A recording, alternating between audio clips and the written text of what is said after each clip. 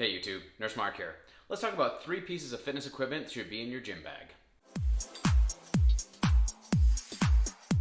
Alright, first and foremost, a good pair of shoes. Why are a good pair of shoes important? Let's put it into perspective. When I used to play rugby, I wore rugby cleats. I didn't wear Nike Pegasuses running around the rugby pitch, right?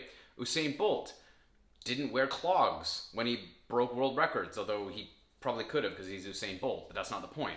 So why are you just going and training in a pair of old runners that you've been had for 3 years? Proper pair of footwear is hugely important. I'm a terrible example, but I have a different set of shoes for squatting, benching, deadlifting, and CrossFit when I occasionally do CrossFit, but not very often because I'm a lazy powerlifter and I suck at CrossFit. But a proper pair of shoes is incredibly important for the gym because each pair of shoes is designed for something specific. Again, you can have squat shoes and deadlift shoes that are totally different.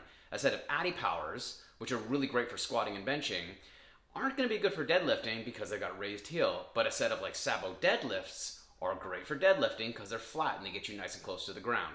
So a solid pair of shoes is probably going to be your first investment when it comes to fitness gym equipment and being put in your gym bag. Second thing is a set of straps and a set of wraps. Now I prefer to say a set of wrist straps first over wrist wraps because wrist straps are great when you're getting to maximal loads and fatigue in your grip and your muscles can still lift weights, but your grip is just shot and you can't hold the bar anymore.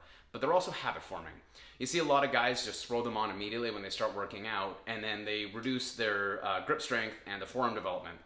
So wrist straps are great because when you're doing anything like benching, overhead press, or any kind of movement that's going to put strain on your wrist, just having that tension on your wrist allows you to get a little bit tighter and not worry about breaking your wrist or hurting your wrist when you're doing it or straining any of the ligaments inside of your wrist. So wrist straps, great addition to a gym bag.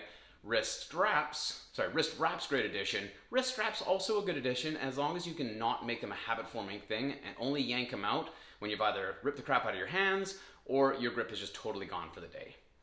Third thing I'd recommend if people have the money for it is knee sleeves and elbow sleeves. And the reason for that is if you're old like I am, I'm 37. I'm not young, but I'm not old, but I'm not young anymore. My joints hurt sometimes. And knee sleeves and elbow sleeves are made out of neoprene and they just offer a little bit of compression around the joint, which can be good for lifting, but they also keep your joints warm.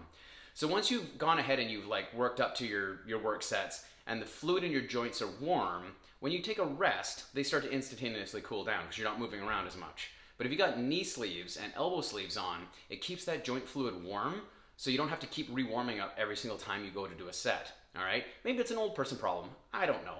But if you can afford it, knee sleeves for squatting, elbow sleeves for benching and overhead pressing can be absolute magic when it comes to lifting, reducing joint wear and tear, well not really wear and tear, but joint pain, all right? And just making you more primed for every single time you go to lift without having to constantly warm that fluid back up. And the fourth thing, kind of tertiary, if you're interested in bodybuilding, this one doesn't make a difference, but if you like powerlifting and you like Olympic lifting, a good solid belt.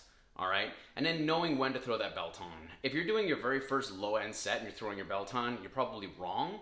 Your belt should only be coming on for like maximal lifts and working your way up to a maximal lift. If you're doing 50% of your 1 rep max, belt doesn't need to be on for that, right? But a good solid belt for Olympic lifting and for powerlifting can be a solid investment. Something like an Inzer, right, is a really good investment here in Canada. You can get them at Inner Strength Products is a really good website. You can find yourself a belt on, all right? But that's a tertiary one.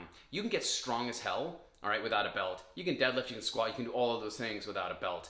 And you can get strong, have a great core and a great posterior chain without the need for a belt. But if you're really interested in getting as strong as you possibly can, that's where a belt comes in. So that's it. 4 simple things that you should consider to have in your gym bag. 1, a set of shoes for what you're doing, right? If you're a runner, get running shoes. If you're a powerlifter, get powerlifting appropriate shoes. If you're a CrossFitter, buy CrossFit shoes because they're all different, right? Wrist wraps and wrist straps. Why do I keep saying elbow, right? Great to help reduce strain on the joints, all right? Especially on your wrist with any kind of movement that's going to put strain on those ligaments and tendons in your wrist, all right?